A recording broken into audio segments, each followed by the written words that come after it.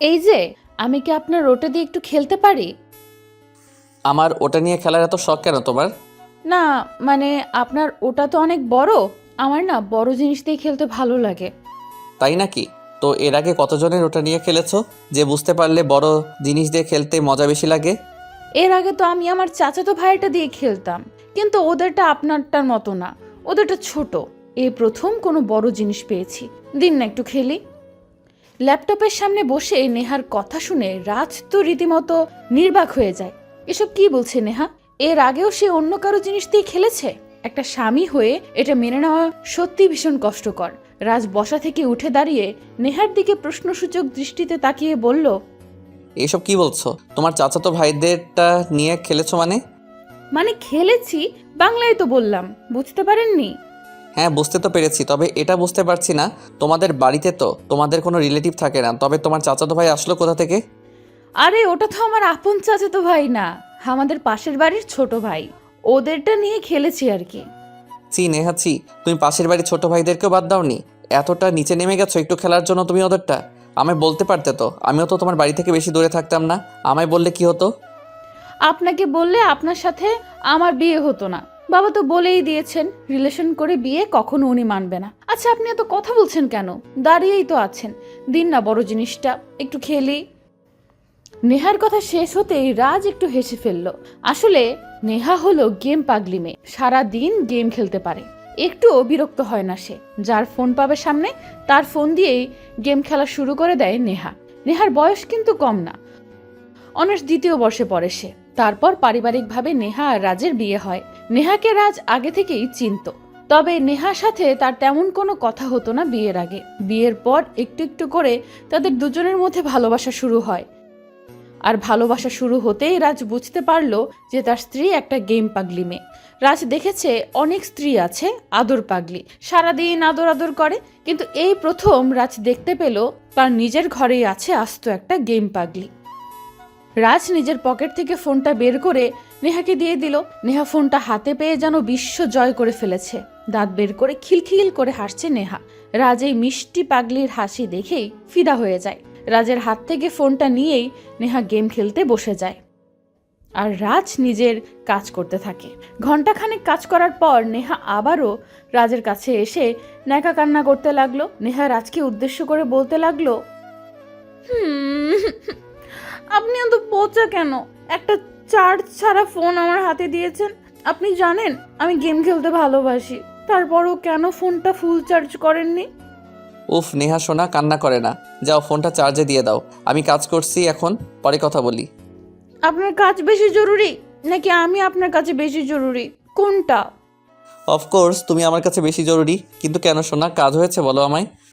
আমি গেম খেলা শুরু করতেই ফোনটা বন্ধ হয়ে গেছে। আপনি ইচ্ছে করে আমার সাথে এমন করেছেন, তাই না? নেহার কথা শুনে রাজ একটু অবাক হলো, কারণ ফোনটা তো সে ফুল চার্জ করে রেখেছিল। হঠাৎ করে চার্জ শেষ হলো কেমন করে? বুঝতে পারলো না রাজ।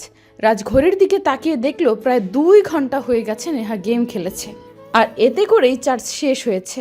রাজ নেহাকে উদ্দেশ্য করে আদুরে গলায় বলল, ওরে আমার কলিজাটা, 2 ঘন্টা গেম খেলে এসেছেন আপনি, তাই তো ফোনের চার্জ শেষ হয়েছে। আর এখন আপনার গেম খেলার শখ পূরণ হয়নি? না, হয়নি। আমি সারা দিন গেম খেলতে পারি। আপনি আমার জন্য নতুন ফোন নিয়ে আসবেন কেমন? বলে বাবালে, তাই? নতুন ফোন লাগবে এই প্লে গার্লটার? আচ্ছা, নিয়ে আসবো। রাজের কথা শুনে আচমকাই নেহা রেগে যায়। নেহার চোখ জোড়া রক্তবর্ণ ধারণ করে ফেলে। রাজও একটু অবাক হয় হঠাৎ করে নেহার চোখ এমন লাল হয়ে যাচ্ছে দেখে। রাজ একটু কৌতূহলপূর্ণ কণ্ঠে নেহাকে প্রশ্ন করলো, কি গো, তুমি এমন করে রেগে যাচ্ছ কেন? আমি কি কিছু ভুল বলেছি? আপনি এইমাত্র কি বললেন? তেমন কিছু না, বললাম তো ফোন এনে দিব। না, তার আগে কি বলেছেন? তার আগে কি বলেছি মনে নেই তো আমার, তুমি বলো তো। আপনি আমায় প্লে গার্ল বলেছেন। হ্যাঁ, তো কি হয়েছে? তুমি গেম খেলো দেখে বলেছি। কেন, কিছু কি ভুল বলেছি? রাজের কথা শেষ হবার আগেই নেহা দৌড়ে রাজের কাছে ছুটে চলে আসে। রাজের কাছে এসে নেহা রাজের গলা টিপে ধরে রাগে গজগজ করতে করতে রাজকে উদ্দেশ্য করে ফিসফিসিয়ে বলতে লাগলো, আপনি আমায় বাজে কথা বলেছেন কেন? আমি আপনাকে কোনো বাজে কথা বলেছি কখনো? আপনি কেন আমায় বাজে কথা বললেন? আরে পাগলি, বাজে কথা কখন বললাম? আমি তো তোমায় মজা করে প্লে গার্ল বলেছি। তুমি এটা সিরিয়াসলি নিচ্ছ কেন? এটা মজার কথা? আপনি ইচ্ছে করে আমায় ছোট করেছেন। আপনাকে আমি খুন করে দিব এখন। নেহা কথাটা বলতেই রাজের গলা চাপতে লাগলো। রাজ নেহাকে বারবার করে বলছে নিজের গলা ছেড়ে দিতে, কারণ রাজের ভীষণ লাগছে, কিন্তু কে শোনে কার কথা। রাজ নেহার রাগে ফুলে থাকা গালের দিকে দৃষ্টিপাত করলো। রাজ দেখতে পেল নেহার গালজোড়া একদম টমেটোর মতো লাল হয়ে আছে। রাজ মুচকি হাসি দিয়ে নেহাকে আলতো করে ধাক্কা দিয়ে বিছানায় শুইয়ে দিল আর নিজে নেহার উপর উঠে বসলো। নেহার হাত জোড়া রাজের হাতে। নেহা রাগী কণ্ঠে রাজকে উদ্দেশ্য করে বলছে, আপনি আমায় এমন করে শুইয়ে দিলেন কেন? কি ভেবেছেন আমি আপনার সাথে পেরে উঠবো না? আমি সেলফ ডিফেন্স করতে জানি। হ্যাঁ, তাই শোনা, আরও দেখি সেলফ ডিফেন্স। আমিও দেখি আমার বউয়ের কত শক্তি আছে। উফ, বজ্জাত ফাজিল বদমাশ লোক একটা। আমার হাতে লাগছে। আহ, ছেড়ে দিন আমার হাত। বুঝলে তো আমার সাথে পাঙ্গা নিলে কি হয়? এখন শোনো, আমি তোমার ছাড়তে পারি একটা শর্তে, যদি তুমি রাজি থাকো তো। কি শর্ত বলুন আমায়? আমি আপনার সব শর্তে রাজি। বেশি কিছু না, আমায় আদর করে ওই গোলাপি ঠোঁট জোড়ার আদর দিতে হবে। আমি ওই ঠোঁটের পরশ পেতে চাই। না, দিব না আমি। আপনি আমায় প্লে গার্ল বলেছেন, আপনাকে আমি কিছুই দিব না। ওকে, তাহলে আমি এমন করে ধরে রাখি, দেখি তুমি কেমন করে ছাড়া পাও। আহ, আমি কিন্তু এখন চিৎকার করে বাড়ির সবাইকে ডাক দিব, বলে দিচ্ছি। ও তাই? চেষ্টা করে দেখো, আমি তোমায় সেই সুযোগ তো দিবই না সোনা। রাজ কথাটা বলতেই নেহার ঠোঁট জোড়ার দিকে এগিয়ে এলো। নেহা রাজের হাত থেকে নিজেকে ছাড়ানোর জন্য চেষ্টা করতে লাগলো, কিন্তু রাজের সাথে পেরে উঠছে না নেহা। রাজ একটু একটু করে নেহার ঠোঁটের খুব কাছে চলে আসে। নেহা রাজকে জব্দ করার জন্য চিৎকার করবে, ঠিক এমন সময় দুম করে রাজ নিজের ঠোঁটজোড়া দিয়ে নেহার ঠোঁটজোড়া আঁকড়ে ধরলো। রাজের ঠোঁটের মলিন ছোঁয়া পেতেই নেহার সারা শরীর কেমন যেন নিস্তেজ হয়ে পড়ল। নেহা পরম আবেশে নিজের চোখ বন্ধ করে নিল। রাজ মনের খুশি মতো নেহার ঠোঁটে নিজের ভালোবাসার আদর এঁকে দিতে লাগলো। নেহাকে নিস্তেজ দেখে রাজ আরো গভীরে চুমু দিতে লাগলো। রাজের প্রত্যেকটা স্পর্শে নেহা নিজের উপর থেকে নিয়ন্ত্রণ হারিয়ে ফেলছে। রাজ চুমু খেতে খেতে নেহার হাত জোড়া আলতো করে ছেড়ে দিল। রাজের হাত থেকে ছাড়া পেতেই নেহা রাজের পিঠে হাত রেখে সমান তালে রাজের সাথে রেসপন্স করতে লাগলো। রাজ উন্মাদ পাগলের মতো নিজের স্ত্রীকে আদর করতে লাগলো। প্রথমে ঠোঁটে, তারপর গলায়, ঘাড়ে, সব স্থানে রাজ চুমুতে চুমুতে ভরিয়ে দিতে লাগলো। রাজের চুমু পেতেই নেহার শরীর মুচড়ে উঠল। এক অদ্ভুত শিহরণ খেলে গেল নেহার সমস্ত শরীর জুড়ে। রাজ নেহার এমন কম্পিত আচরণ দেখে নিজেকে আর কন্ট্রোল করতে পারল না। নেহার নাভির উপর থেকে শাড়ির আঁচলটা সরিয়ে দিয়ে নেহার নাভিতে চুমু খেতে লাগলো। নেহা রাজের চুমু পেতেই মৃদু চিৎকার দিয়ে উঠল। নেহা রাজকে উদ্দেশ্য করে নরম কণ্ঠে বলল, উফ, কি করছো? দিনে দুপুরে এসব করতে লজ্জা করছে না তোমার? করছে না। আমি আমার স্ত্রীকে যখন ইচ্ছা তখন আদর করব, এতে কার কি? কারোর কিছু না, তবে আমার অনেক কিছু। সকালবেলাও গোসল করেছি, এখন আর করতে পারবো না। আবার কাল করিও প্লিজ। না সোনা, আমার এই পবিত্র হৃদয় যে আজ আর কোনো বারণ শুনতে চায় না, আজ শুধু পূর্ণতা চাই। আর সকালে গোসল করতে কে বলেছে তোমায়? জানো না তোমার স্বামী সেই রোমান্টিক, তাই একদম গোসল করা যাবে না।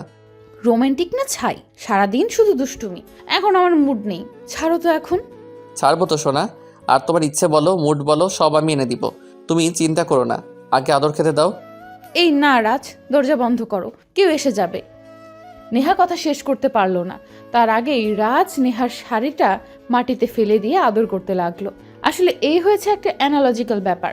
মেয়েদের যদি মঙ্গল গ্রহে নিয়ে গিয়েও কিস করা হয়, তবুও তারা একটা কথা মাস্ট বলবে, প্লিজ ছাড়ো, কেউ এসে যাবে। কথা কিন্তু মিথ্যা না। দেখুন না, রাজ তো দরজা বন্ধ করেছে, তবুও নেহা বলছে কেউ এসে যাবে। কি সাংঘাতিক ব্যাপার! রাজ তো নেহার এইসব কথা আগে থেকেই জানে, তাই আর নেহাকে ছাড়লো না। টানা 2 ঘন্টা আদর করে একদম ক্লান্ত হয়ে নেহার বুকের উপর গুটিয়ে পড়ল। নেহা রাজের চুলে হাত বুলিয়ে দিয়ে রাজকে উদ্দেশ্য করে মুচকি হেসে বলতে লাগলো, কি ব্যাপার জনাব, আপনার আদর পর্ব কি শেষ হয়েছে?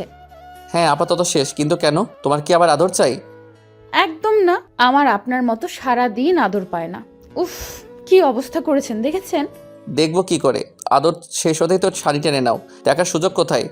ছি ছি, আপনার কথা শুনলে আমার মাথা ঘুরতে থাকে বাবা। কি নির্লজ্জ লোক আপনি, ছি। নিজের স্ত্রীকে এসব বলবো না তো কি পাশের বাড়ির ভাবিদেরকেই বলবো? চুপ, একদম মুখ সেলাই করে দিব। সারাদিন আজে বাজে কথা। এই বাজে কথা না বললে কি আপনার পেটের ভাত হজম হয় না? আপনি শুধু আমায় আদর করবেন, আমায় ভালোবাসা দিবেন, আর কারোর দিকে চোখ তুলে তাকালে একদম চোখ তুলে ফেলবো। সেটাই তো বলছি, তবে বলতে তো দিচ্ছ না তুমি। হয়েছে, আমার ভুল হয়েছে। এখন ছাড়ো আমায়, একটু ফ্রেশ হয়ে নেই। তুমিও ফ্রেশ হয়ে নাও, তারপর খাবার খেতে আসো। জি। রাজ কথাটা শেষ করতেই নেহা নিজের শাড়ি ঠিক করে ফ্রেশ হতে চলে যায়। রাজ বিছানায় শুয়ে থাকে আর নেহার কথা ভাবতে থাকে। এই মেয়েকে যত ভালোবাসা দেওয়া হয় রাজের তত মনে হয় কম দেওয়া হচ্ছে। ভালোবাসা বুঝি এমনই হয়, প্রিয়জনের প্রতি যত ভালোবাসা দেখানো হোক না কেন কম মনে হয়, আরো বেশি ভালোবাসা দিতে ইচ্ছে করে। এটাই সত্যিকারের ভালোবাসা। রাজও ফ্রেশ হয়ে খাবার টেবিলে এসে বসলো। খাবার টেবিলে বসতেই রাজ দেখতে পেল বাড়ির সবাই খাবার খেয়ে নিয়েছে।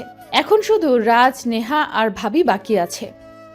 ভাবি আর রাজ খাবার টেবিলে বসে খাবার খাচ্ছে আর নেহা সবাইকে খাবার বেড়ে দিচ্ছে। ভাবি রাজকে উদ্দেশ্য করে মুচকি হেসে বলতে লাগলো, রাজ, তুমি এত ফাজিল কবে থেকে হলে? সারাদিন শুধু বউ আর বউ, বউ ছাড়া কিছু বোঝো না, তাই না?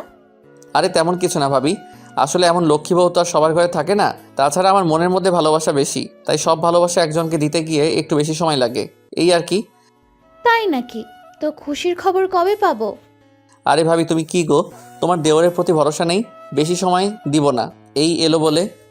রাজ কথাটা বলতেই নেহা লজ্জায় লাল হয়ে গেল। নেহা রাজের পাশ থেকে সরে গিয়ে সোজা রান্নাঘরে চলে যায়। রাজের কথা শুনে ভাবি হাসতে লাগলো। ভালোবাসা দুটি মানুষকে একে অন্যের করে দেয়। ভালোবাসা পারে না এমন কোনো কাজ নেই। কাউকে মন থেকে ভালোবাসার পরিবর্তে মন থেকে ভালোবাসাই পাওয়া যায়। পরকীয়া শুরু হয় দুজনের মনের অমিল থেকে, আর ভালোবাসারও অবসান হয় এই অবহেলা থেকে। তাই আমাদের উচিত একজনকে হাজারভাবে ভালোবাসা, কারণ ভালোবাসা সত্যি সুন্দর। নেহাও রাজকে নিজের থেকেও বেশি ভালোবাসে। আপনারা তাদের জন্য দোয়া করবেন, তারা যেন সব সময় এমন ভালোবাসায় সুখে থাকতে পারে।